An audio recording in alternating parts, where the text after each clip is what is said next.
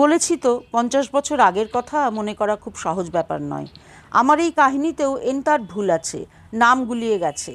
আগের কথা পরে, পরের কথা আগে বলা হয়েছে। তবে ঘটনাগুলো সত্যি, তাও নির্ভেজাল সত্যি কি করে বলি। কত কথা বাস্তবিক ঘটেছে, কত খালি ভেবেছি, কত স্বপ্নে দেখেছি, সব মিলেমিশে একাকার হয়ে গেছে। তবে কয়েকটা দুঃখ তেমনই আছে, তা হলো 3টি মানুষকে না দেখার দুঃখ। অথচ বছরের পর বছর একই জায়গায় বাস করেছি, হয়তো একই শব্দ শুনেছি, একই দৃশ্য দেখেছি। এই 3জন হলেন বিভূতিভূষণ বন্দ্যোপাধ্যায়, শরৎচন্দ্র চট্টোপাধ্যায়, অবনীন্দ্রনাথ ঠাকুর। প্রথম মানুষটিকে চোখেও দেখিনি। অন্য দুজনের মধ্যে শরৎচন্দ্রকে মাত্র একবার বাঘ শিকারী কুমুদনাথ চৌধুরীর বাড়িতে একটা ছোটোখাটো গানের আসরে দেখেছিলাম। হয়তো সেই আসরে শ্রী অরবিন্দ আশ্রমের দিলীপ কুমার রায় গান গেয়েছিলেন, বৃন্দাবন কি লীলা অভিরাম, ওই রকম কিছু। সালটা মনে হয় 1936 হতে পারে। দিলীপ কলকাতায় এসেছিলেন, ওঁরই অনুরোধে শরৎচন্দ্র গান শুনতে এসেছিলেন। সে সময় তাঁর শরীর খুব ভালো যাচ্ছিল না। কুমুদনাথ তখন বেঁচে নেই। তাঁর বড় ছেলে, আমার সমবয়সী ভাগ্নে কল্যাণের কাঁধে ভর দিয়ে শরৎবাবু এসে বসেছিলেন। কেমন জানি মনে হচ্ছিল অপার্থিব বস্তু দিয়ে গড়া একটি মূর্তি। মুখখানি সুন্দর ছিল, তাতে সূক্ষ্মতা আর কেমন একটা তীব্রতা ছিল। কল্যাণদের সেই বসবার ঘরে রাখা হাতির দাঁতে খোদাই করা লক্ষ্মী সরস্বতীর বড় বড় মূর্তির সঙ্গে সাদৃশ্য লাগছিল। কোনো কথা বলতে শুনিনি, দূর থেকে শুধু দেখেছিলাম, কেউ আলাপও করিয়ে দেয়নি। আমি তখন অখ্যাত, শুধু সাহিত্যলোকের স্বপ্ন দেখি। বয়স 28 হতে বাকি নেই। অবনীন্দ্রনাথকেও জোড়াসাঁকোয় দূর থেকে দেখেছি, গলার আওয়াজও শুনতে পাইনি। আরেকটি মানুষ মাঝে মাঝে আমাদের এলগিন রোডের ফ্ল্যাটে ও পরে রায় স্ট্রিটের ভাড়া বাড়িতে আসতেন। তাঁর চেহারার সঙ্গে শরৎচন্দ্রের চেহারার একটু আদল আসত, যদিও ইনি ছিলেন বড় বেশি কোমল, বিনয়ী, বিনম্র। শরৎচন্দ্রের তীক্ষ্ণ দৃষ্টি, জোরালো ব্যক্তিত্ব খুব বেশি লোকের ছিল না। এর নাম ছিল অসমঞ্জ মুখোপাধ্যায়। কেউ কেউ বলতো ছোট শরৎবাবু।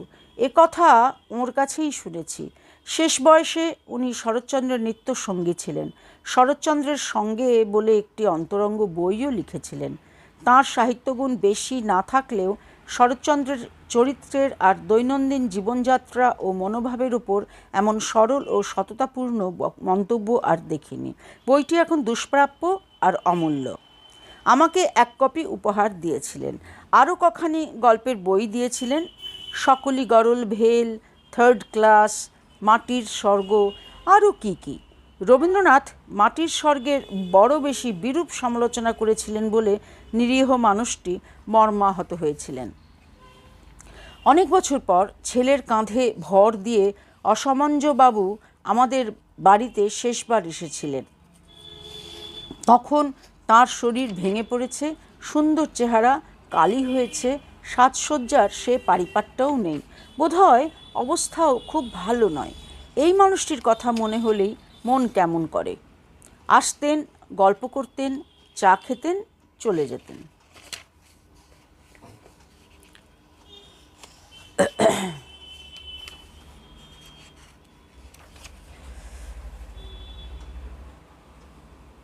এর বেশি কিছু বলতেন না, এমনকি শরৎচন্দ্রের সঙ্গে অন্তরঙ্গতা নিয়েও গর্ব করতেন না।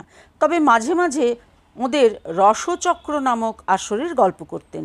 তাঁরা যে ওকে শরৎবাবুর প্ররোচনায় সম্বর্ধনা দিয়েছিলেন তাও তাঁর বই পড়ে জেনেছি। আরেকজন লোকও আসতেন, তার নাম হারিতকৃষ্ণ দেব।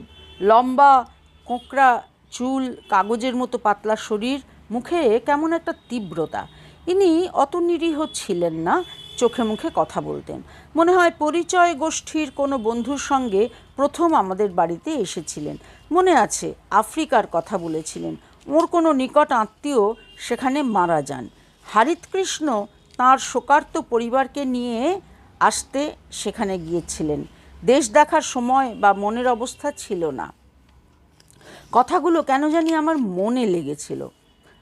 এরা হয়তো বাংলার সাহিত্য সম্ভারে সেরকম মূল্যবান কিছু দিয়ে যাননি, কিন্তু সে সময়কার বাংলার বাঙালিত্বের অনেকখানি এই রকম মানুষরাই বহন করতেন।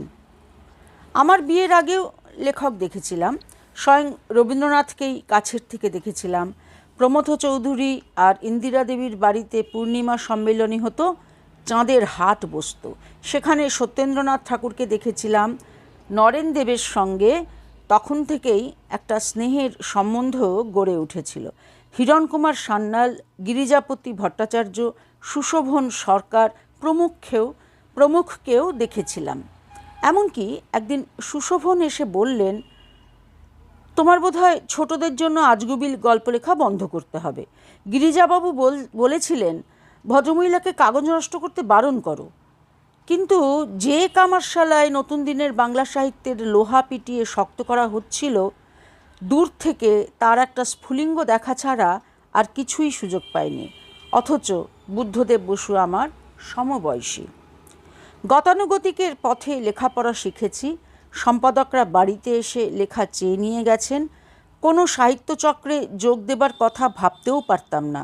তবে পেছনে একটা সাহিত্যের পটভূমিকা ছিল, হোক সে শিশু সাহিত্য। একটা জোরালো গঠনশীল আবহাওয়ায় মানুষ। জ্যাঠামশাইয়ের বাড়ি ছিল আমাদের অনুপ্রেরণা আর কৌতূহলের কেন্দ্রবিন্দু। সিঁড়িতে হাফটোন ব্লকের ছাপা ছবির নানা রঙের প্রুফ পড়ে থাকতো।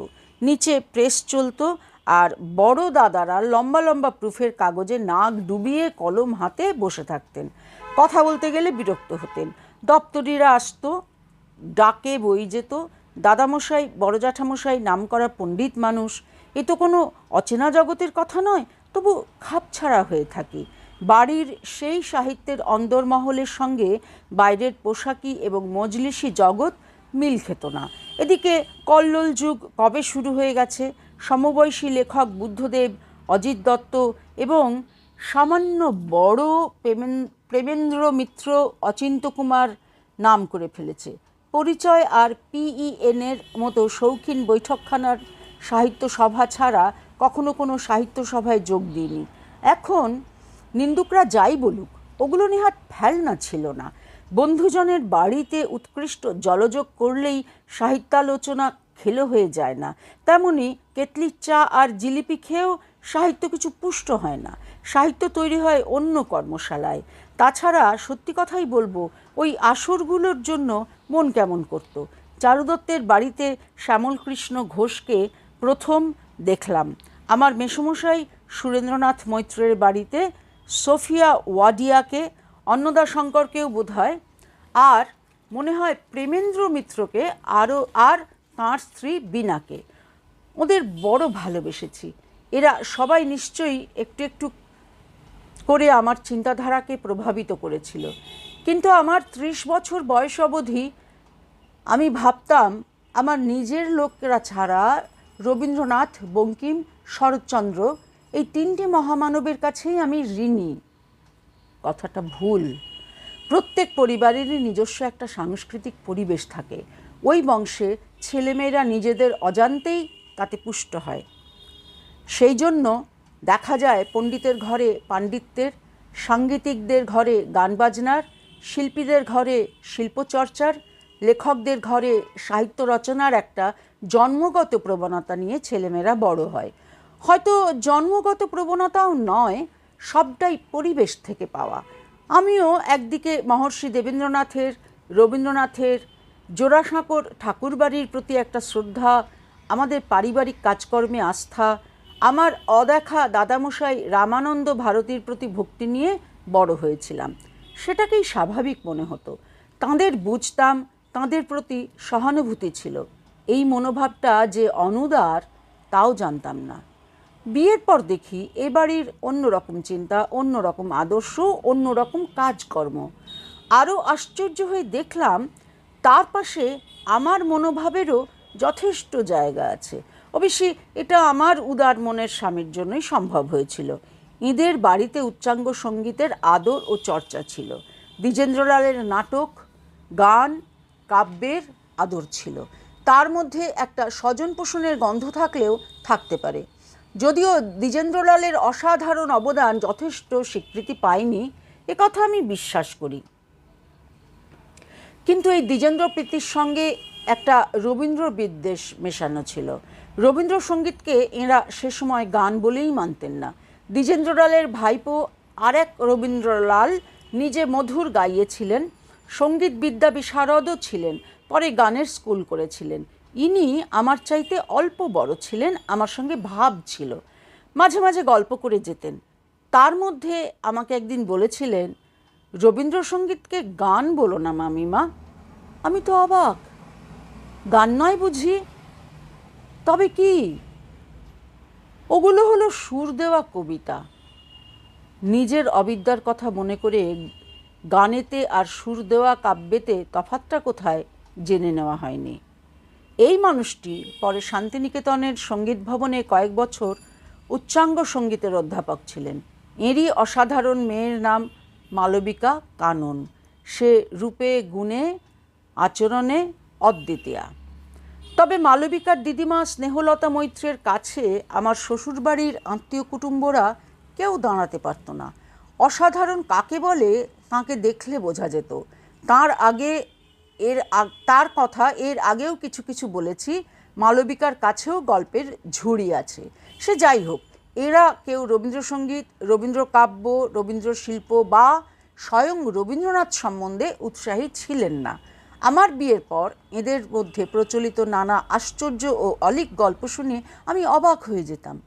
রবীন্দ্রনাথের কোনো রকম রচনাই এরা পড়তেন না, পড়বেন বলেও কোনো আশা ছিল না। আমার স্বামী গোড়ায় বলতেন, রবীন্দ্রসঙ্গীত শুনলে তার ঘুম পায়। শুনে তাজ্জব বনে যেতাম। ওদের একটা উচ্চাঙ্গ সঙ্গীতের আসর ছিল। তিমির বরণের দাদা মিহির বরণ তার কর্ণধার। সমস্ত ভারতবর্ষ ঢুঁড়ে ভালো ভালো গুণী নিয়ে আসতেন। সামান্য প্রণামী নিয়ে তাঁরা এক একজন এক একদিন গান গেয়ে যেতেন। মনে আছে একদিন ওস্তাদ রতন জঙ্কারকেও দেখেছিলাম।